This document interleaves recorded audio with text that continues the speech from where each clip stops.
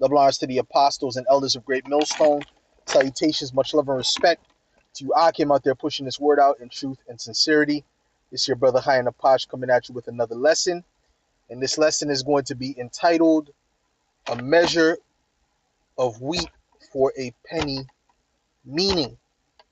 Okay, so I'm going to go into an in-depth breakdown, a quick breakdown, but in-depth so you understand fully what that looks like, because we do understand that it's a day's wage, but, I went deeper into that, and, using, the AI, because this really actually helped to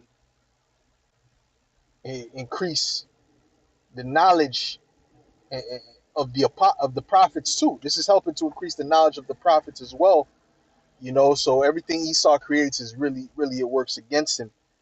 But anyways, what I want to do is I want to read the scripture I'm referring to. This is Revelation 6 and verse 5. And it says, "And when he had opened the third seal, I heard the third beast say, 'Come and see.' And I beheld, and lo, a black horse, and he that sat on him had a pair of balances in his hand." Now the balances represent judgment, because that's what's coming to you people, judgment. The reason why there's going to be a famine is to judge you, right? The Lord said he would send the evil arrows of famine upon you, right, for the purpose of judgment.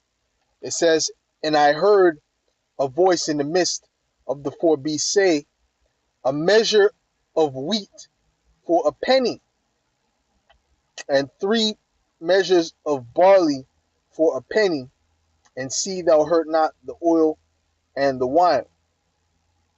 Now, the measure of wheat for a penny, you have to go into the Greek to really understand what this is going into, right? Now, when you deal with the penny, we're not talking about the penny that you have in America or the penny that you have in Canada or anywhere like that, which is worth absolutely nothing. We're talking about a penny that was equivalent to a day's wage back then. Okay, a penny is just a measurement. Now, what kind of penny is it? It's speaking about the denarius. And I'm going to show you what was said to me. Okay, it says denarion. Okay, now we're going to go into what that could have done for you back in the ancient world, back in that time, back in the Roman Empire, right? When everything was going well. Oh boy, there we go. Okay, give me a second. Salakia. Give me 1 second. Oh, boy.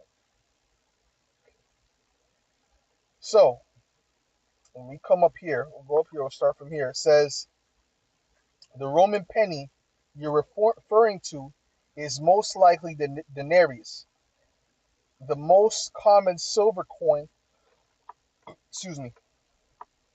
of the Roman Republic and early empire. Its value and what it could buy varied over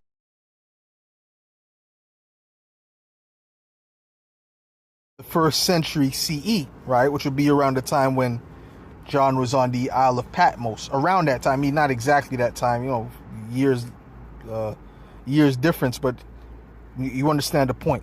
Okay, it says when the denarius had the most stable value. Now it says one Roman denarius could buy daily goods, which would be 8 to 10 pounds of wheat. Now listen up, 8 to 10 pounds of wheat, enough for a small family for a day. Now a small family could be 4 or 5 people. Okay, could be 4 or 5 people, could be a small family. So it gave you 8 to 10 pounds of wheat, enough for a small family. And then it gave you 2 to 3 loaves of bread. Okay, and then it gave you 1 to 2 liters of cheap wine.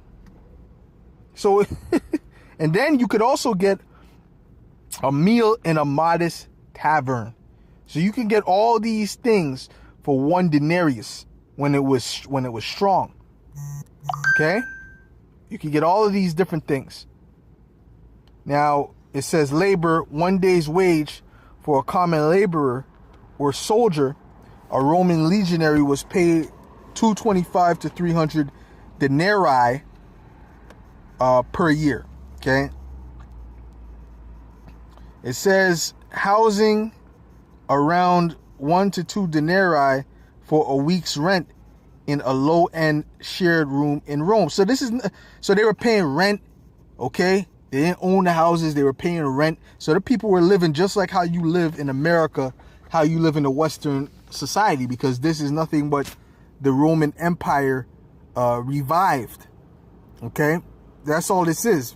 The beast whose deadly wound was healed. Let's go to see, I want to come back here, but you know what? Let's go to Revelation 13. This is Revelation 13 and verse 11. It says, "And I beheld another beast coming up out of the earth, and he had 2 horns like a lamb, and he spake as a dragon." Right? And we know what that is. I'm not going to go into that right now, right? It's 2-party system, Democrat, Republican. It says, "And he exercises all the power of the first beast before him." Right? What was the first beast? The Roman Empire. "And he causeth the earth and them which dwell therein to worship the first beast, whose deadly wound was healed." When was the Roman Empire's? When did the Roman Empire have a deadly wound? When it was taken over. Okay, when the Western Rome fell, which were the Edomites ruling, and then the Israelites, so-called black people, started to rule, which became the Holy Roman Empire. That's when it fell. Okay, and it came back into power. It was revived through men like the Borgias, Christopher Columbus, which were Edomites, coming back into power. It was the fall of the Edomite rulership, okay, in Rome. Okay, and everything that you see here is nothing but a revival of Rome. The way you live here is how they lived in Rome. The oppression, the excessive taxing and charging you for every single thing, it goes back to Rome. They kept finding new things to charge the people for. This is the Edomite way. This is the Roman way. It's a very oppressive system where the rich get richer and the poor get poorer. Okay? So anyways, let's skip all this. Let's jump down. And then it said, when I asked about what is a measure, it says depends what measurement you're talking about, because there's different measurements, right? And so what I did was I went back to the scripture, right? Revelation 6, and I looked up the meaning of measurement in the Greek. The word that was there was chorix. Let's take a look at that. Hold on, give me a second. Verse 5, right? Yeah. And it says chorix. Where are we at? I don't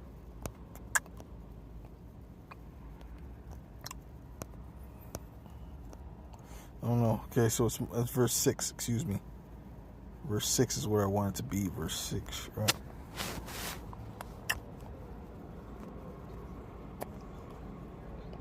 See, right, chronix, right? When you click on it, it says chronix, a dry measure containing 4 cotylae or 2 cetari, less than our quart, 1 liter, or as much as would support a man of moderate appetite for a day, which is the same thing which we read, and we read this definition from time to time, but it actually went into it, right? So because now you understand what 1 penny could have bought when it was strong. It could have supported a whole family, and then you could get a liter, 2 liters of wine. You could get a meal at a restaurant. And you could also get, what else did it say? It said you could have also 2 loaves of bread. Or more than 2 loaves of bread. Was it only 2 loaves? Yeah, 2 to 3 loaves of bread. So that's showing you how far that went. And now from that, being able to buy that with a penny to going to be able to only buy this for a penny. It says, what is a chonix? A chonix is a small dry measure, roughly 1.1 liters or about 1 quart in weight, that equals about 0.9 to 1.2 kilograms of wheat, 2 to 2.6 pounds, depending on the wheat's density. How far could a chonix of wheat go? Right? It says bread. A chonix would make approximately 2 to 3 small loaves of bread. Right? That's just enough to feed 1 adult for a day, especially in survival or rationing context. So it wasn't a good meal. It wasn't enough to to keep you satisfied. It was enough to keep you going. Okay, it was just enough to sustain you. Right? When a penny was able to support a whole family before. So those people that were able to support their family with certain things, they're only going to be able to have enough for one person, and they're going to have to share it between the family. These are the times we're coming to. Okay? It says porridge, if turned into porridge gruel, it could provide 3 to 4 modest meals. Think poor man's army rations. Yeah, so you're basically just having enough to survive. Value in Roman times, in times of normal pricing, a chonix of wheat might cost 1/8 or a denarius. But anyways, that was the point that I wanted anyway. The whole point was that it was able to support a whole family, 4, maybe 5 people, right? Maybe 4 or 5 people. I would say more 5 people for a small family. You got the mother, the father, and then maybe 3 children. That's a small family. Okay. All right. It was able to support that, to being able to only support one adult. And guess what? Your wages are not going up in this society. It's not going up. Your wages are not going up, but inflation is going up. And inflation is going to continue to increase. Prices are going to continue to increase. And it's going to be harder and harder for people to buy food. So they're going to have to they're going to be unwillingly, right? They're going to have to unwillingly cut calories, man. All right? That's what's getting ready to happen. All right? So I just want to kind of go into that, because, the scriptures speak about the evil arrows of famine, which that's in Ezekiel. Let's go to Ezekiel, the 4th chapter, right? Because that happened back then and it's going to happen again. This is Ezekiel 4.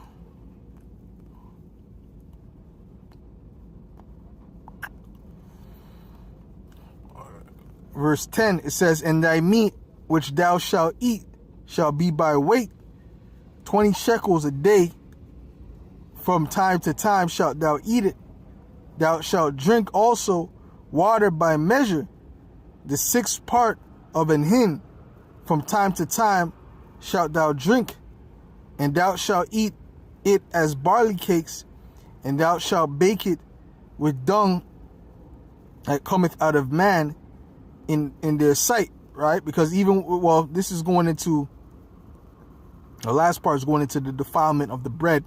That's why he's telling them to eat it, to bake it with man's dung, which Ezekiel protested that. And he said, make it with cow's dung. But the point of the matter is they're going to be eating in measure, and they're going to be eating the food defiled. Right? When you read, and how much more in this time? How much more in this time are we going to do that? Right? Because we're already eating the food defiled. But the scriptures say that they shall feed you with things offered unto idols, man. When you're locked up in those, And remember, Esau is real sick. Let's jump down to verse 16. It says, moreover, he said unto me, son of man, behold, I will break the staff of bread in Jerusalem, and they shall eat bread by weight and with care. Right, that's going into the famine.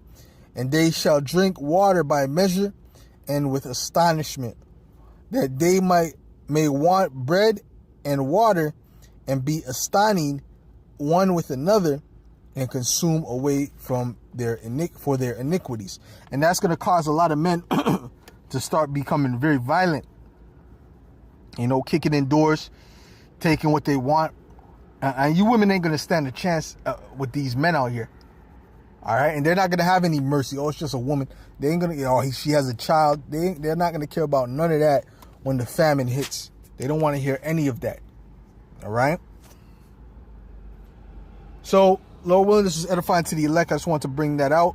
Lord willing, this is edifying to the elect. I'll give all praises, glory, and honor to Yahweh, Bahashem, Yahweh Shai, Bahashem Chakwadash. Double honors to the apostles and elders of Great Millstone. Double honors to the apostles and elders.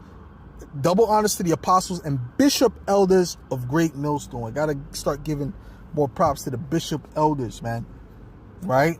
As much as we have learned from them, as much as they've been laboring in the truth, they deserve their respect and their double honors as well. So with that, Lord willing, this is edifying to the elect. I'll say shalom.